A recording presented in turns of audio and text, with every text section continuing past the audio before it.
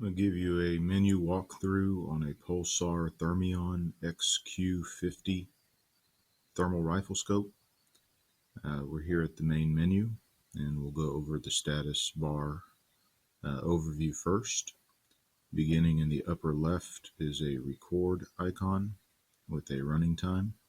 When you're not recording, you'll have an image of a video camera there with the time next to it of memory remaining. If you press and hold the record button, it'll switch over to photography view and you'll have an image of a camera. Going down to the bottom, we have A, alpha, in the lower left. This represents your actual zeroing profile. Your options are A, B, C, D, and E. Moving to the right, you have a zeroing distance. You're able to plug in different values and distances and yardage into the scope, and depending on which one you have activated, it represents by name there where you're at. So right now I have a 100-yard zeroing distance input. All right, sliding over to the right, you have the observation mode. Right now it is in identification with an eyeball there. Over to the right from there is your calibration mode. Right now I have it set on semi-automatic SA. Your compound magnification is to the right of your calibration mode. The native base magnification of the Thermion XQ50 is 3.5 times. This will change if you use the discrete zoom button, which is backed by the power and record. Pressing it one time brings up a side menu. Press it again, you go to 7.0 and that tracks down below. Press it again, 14, and it tracks down below. So when that side menu disappears, the bottom status bar will let you know what zoom value you're in. Over to the right of the compound zoom value is a microphone. Right now I have the microphone on, and that is what we are recording the audio of this video through.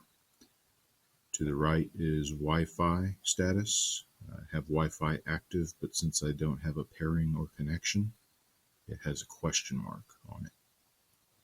To the right of that is the auto shutdown feature. If you leave the scope at a certain inclination, after that value of time, it will auto shut down to save power. To the right of that is the clock, current time. You can do 12-hour or 24-hour format.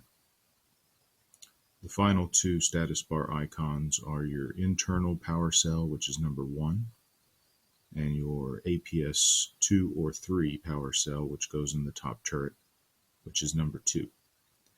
If you plug in an external power supply, you'll see a plug icon come in place of one of those icons down there to let you know that you're externally powered. The quick menu features. You access this with a quick depress of the side encoder wheel button. It started us off in the rangefinder, stadiometric rangefinder. So rolling the encoder wheel forward or backward will change the values on the animal sizes to the left. A hare for small animal, hog for medium animal, a moose for large animal. So dependent at the range, it says there, you place those bars over the torso of the animal to get an estimation. Pressing the encoder wheel again, one time, brings you to the next quick menu value, and this is going to be brightness. Rolling the encoder forward and backward changes that value. Contrast is next. The nice thing about the Pulsar scopes is it gives you independent variable control of both brightness and contrast. So the very basic, minimal, quick set menu has 3 choices: brightness, contrast, and range finding. At the end of this video, I will show you that this menu actually can change based on your settings and configurations of other features. It will add choices to this quick set menu, but we'll do that after we go through the full menu overview. All right, let's go through the main menu contents of the Thermion XQ50. You'll access the main menu with a long depress of the side encoder wheel button. And our first selection here will be observation mode. So the observation mode, they give you 4 choices. We have a new choice in the Thermion XQ50. Let's start at the top here with rocks mode. That's going to be a mode that is best for observing objects after a sunny day or within urban conditions. Next choice down is going to be forest mode. Forest mode is the best mode when searching and observing within field conditions against background of leaves, bushes, grass. Highly informative about an object being observed as well as landscape details. And then identification mode is best mode when observing objects within adverse weather conditions such as fog, mist, rain, and snow. It allows you to recognize the characteristics of an object being observed more clearly. Your final observation mode selection is user mode. It's going to give you individual brightness and contrast settings. All right, the next option that you'll see in the main menu is image boost detail on or off.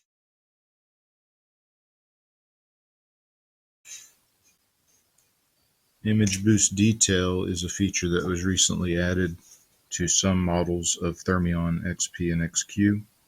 But in essence, what image boost technology does is uses software algorithms to increase image clarity and overall image detail. Image boost results in a sharper, more detailed field of view and enhanced object identification capabilities. So the default from the factory is on, and that's what I will leave it at. Zeroing profiles.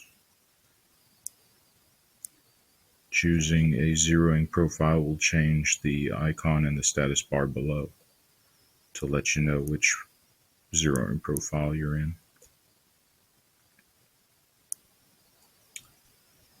Reticle setup. There's a nice reticle overview video on Pulsar-NV's website. I suggest you dash over there and give it a look.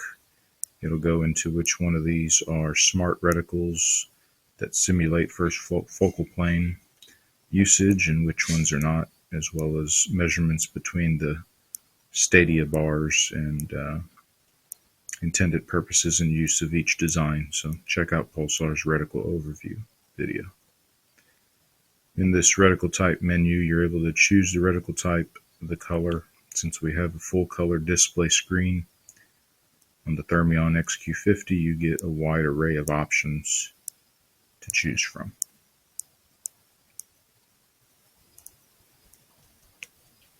As well as brightness of the choice.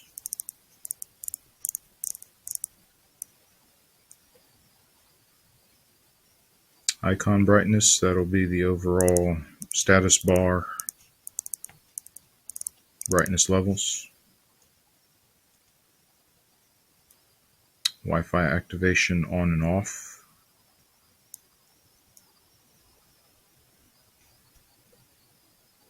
You see the status bar for Wi-Fi disappear and reappear below. Calibration mode. Default from the factory was automatic. The scope will calibrate itself without warning if you're in the automatic mode.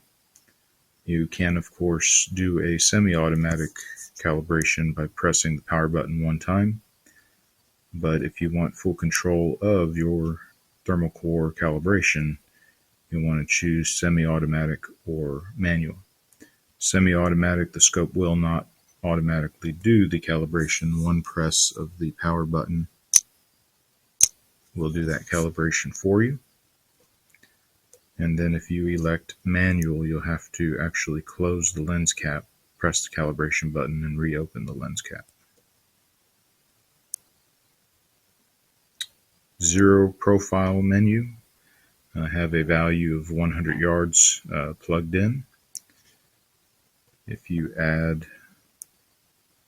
let's say, a 300 yard zero, then it'll take you further into the zeroing submenu, which is windage and elevation changes, magnification changes. You can actually zero this at higher level magnifications. Freeze frame feature. You can freeze your point of hold and then adjust to your point of impact with the image not moving. And then the name distance, you can change it from 300 yards to something other from this menu. Going into windage and elevation, we have a familiar XY values that you'll dial in. So let's say my X is the same, but my Y for a 300 yard is actually 25, minus 25. Press and hold to lock that in, press and hold to lock that in. And I now have two in the A profile, two distances locked. Gives you a calculation of the Y difference between 100 yards and 300 yards, which is minus 25. So if you dial in a whole bunch of distances, it'll give you that value difference between each one. All right, pressing and hold to get back out of that. Rolling the encoder wheel to page 2, microphone on and off. Color modes.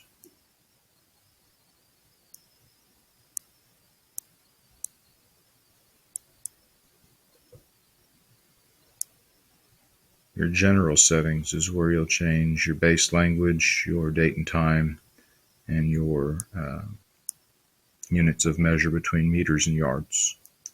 You can also revert some settings back to their default and format your internal memory card. Wi-Fi settings, this is where you can choose or view what the Wi-Fi password is to pair your device and change it.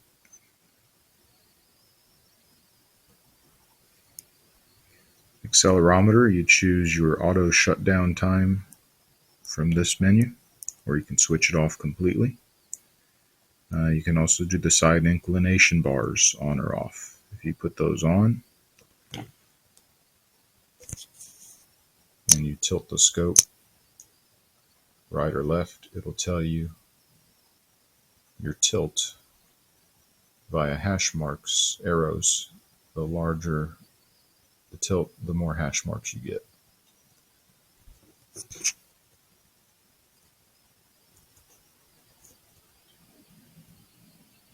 The last two options are defective pixel repair and device information. Device information will give you firmware version, as well as serial number of the scope, etc., etc.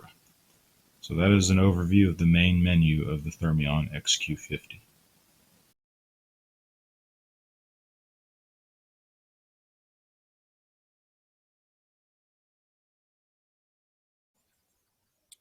All right, hopefully you've just concluded watching the menu overview, status bar, quick menu, and main menu overview video. I wanted to show you once you plug in some other data into the scope. So for instance, zeroing distances, I have a 100 and 300 yard distance zeroed in right now. And then I've also got some settings under user mode in the identification mode feature. So right quick, we'll verify those. Under mode, I'll go to user mode. And in zeroing, I've got 100 and 300 yards. So what this does to your quick menu is it actually expands it. One quick press of the side encoder wheel, I've got brightness 5. contrast 10. I can select mode of viewing, and I can also select my different zeroing values. So if I go to 100, click the encoder wheel, it changes it down there, as well as relocates the crosshair to those settings. So instead of 3 options in the quick menu, I now have 5 options. And in the next piece of footage, I'll actually get into more of an explanation of what user mode is, comparative to rocks, forest, and identification. So as I toggled through the different modes, you could see the screen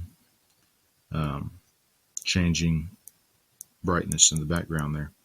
And so the standard default brightness and contrast for rocks mode is brightness 10, contrast 10. And let me show you how I get that real quick.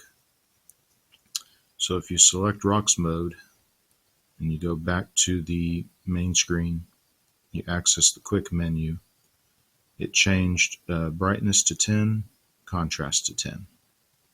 So that's where I'm verifying that number. Forest, the brightness is 10, contrast 9. Identification, brightness is 10, contrast is 8. What Pulsar is attempting to do is allow users, with the addition of user mode,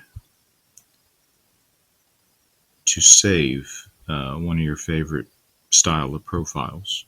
So let's say you go on a series of hunts and you find yourself becoming comfortable with one of those modes in particular, and then you also find yourself dialing in, let's say, a brightness of 5 and a contrast of 10. You just seem to enjoy hunting at that aspect. Now that you've selected user mode in the quick set menu, you have an extra icon here. And toggling through that brings up the 3 observation modes: forest, rocks, identification. However, what you're able to do here, let's say I like identification and use that most often. When I select 5 and 10 as my values there,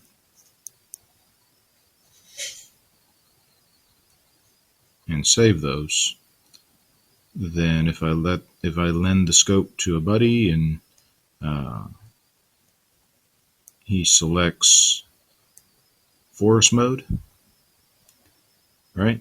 That's going to change your values then to the standard of 9 contrast, 10 brightness, which is the preset factory values.